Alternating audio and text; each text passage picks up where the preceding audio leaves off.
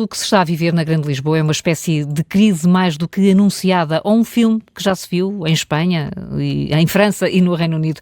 Isto para não irmos mais longe. A questão é, podia não ter sido assim, Helena Matos? Podíamos ter aprendido com o que aconteceu nesses países? Olha, eu acho que sim. Podíamos, e eu acho até, como disse aqui esta manhã, acho que devíamos, não é? Eu creio que há vários anos que era perceptível que havia miúdos que estavam muito tempo na rua, que estavam muito desacompanhados. Portanto, estou a falar aqui a questão, sobretudo, da constituição dos gangues, não é? E acho que devíamos ter dado muito mais atenção a isso. Acho que devíamos ter percebido e devíamos ter continuado a perceber que realmente hoje estamos muito chocados porque se estão a incendiar caixotes. Mas muito regularmente incendiam-se caixotes. Aliás, basta passar pelas zonas periféricas de algum daqueles bairros para perceber que há caixotes incendiados com regularidade, que não é absolutamente excepcional que se pegue fogo a alguns automóveis. Também não é, de modo algum, a primeira vez, ou a segunda ou a terceira que se apedrejam autocarros, ou que há esfaqueamentos. Só que isso geralmente é um tipo de notícias que fica muito restrito ao Correio da Manhã, não é? E que tem aqueles títulos que é rixas entre grupos rivais, não é? Mesmo quando das rixas entre os grupos rivais resultam mortos, não é? Ou pessoas gravemente feridas, geralmente muito, muito, muito jovens. Portanto, acho que sim, acho que devíamos ter prestado atenção. Acho também que devíamos ter prestado atenção às condições em que os polícias trabalham. Porque quem sobrou foram os polícias. Claramente. Ou seja, há alguns bairros ou zonas destes bairros onde não se consegue receber uma pizza em casa,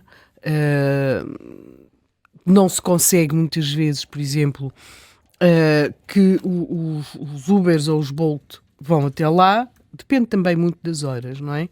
E depois temos sempre aquelas grandes discussões sobre a questão do CTT, não é? Porque, em princípio, há uma cobertura nacional, não é? Mas às vezes há questões. E aí chegamos a um patamar e que me parece ser muito importante. E que é, nós passámos de uma fase em que as sociedades estavam... havia uma concepção da sociedade que passava pela luta de classes. Estou a falar de marxismo, não é? E, portanto, havia muito uma perspectiva sobre a luta de classes. Hoje em dia, por todo um conjunto de razões, a luta de classes, felizmente, deixou de ser vista como um motor da história, o que não quer dizer que não se continue a ver, noutras lutas, outro motor da história. E aquilo que temos muito frequentemente, ou agora, é uma perspectiva de luta entre nós e eles, em que podem entrar expressões como as pessoas racializadas, não racializadas, as pessoas dos bairros, os imigrantes, ou seja, esta ideia de que isto tem muito a ver com os extremos políticos, não é? Em que, claramente, se continua a ter uma perspectiva antagónica daquilo que é os saltos na sociedade obtêm-se não através de uma aposta em programas políticos nacionais e para todos, no caso, para todos os portugueses, para todos os cidadãos nacionais, ou para todas as pessoas que aqui vivem, porque alguns, ou muitos até não são cidadãos nacionais, não têm nacionalidade, mas programas que visem transversalmente o país, ou então temos aquilo que alguns definiam como o trabalhar a retalho, não é? E neste caso, no retalho da conflitualidade. Este retalho da conflitualidade e do antagonismo, que é muito aquilo que temos visto, de facto, noutros países, que também estamos a ver agora aqui, tem depois um outro problema, e que é, nós temos geralmente muitas destas ações mais violentas, em que vemos a forma como alguns gangues capturaram estas zonas, e que não são necessariamente só urbanas, quando se olha, por exemplo, para a França, mas pronto.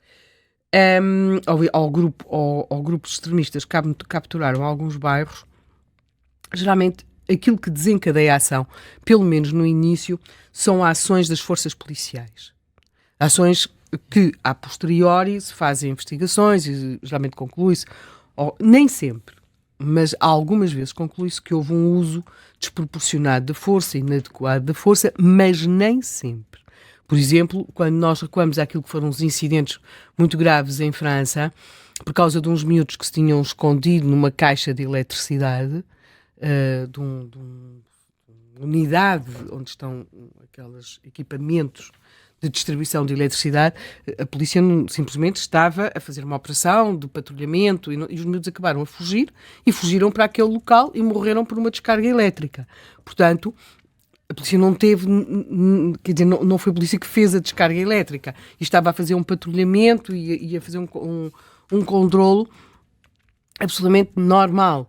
Portanto, não temos sempre de pensar que pode decorrer, na fase em que estamos em Portugal, sim, geralmente decorrem a partir de situações em que há uma intervenção policial, neste caso aqui que resultou com uma morte, mas quando olhamos para outros países percebemos, por exemplo, que em França isso era o padrão nos anos 80, 90. Depois a seguir podia ser uma coisa que era uma coisa absolutamente indireta, já não de nada, mas da própria presença policial, não é? Porque estes miúdos, no caso em França, tinham fugido para a tal zona dos tais equipamentos elétricos.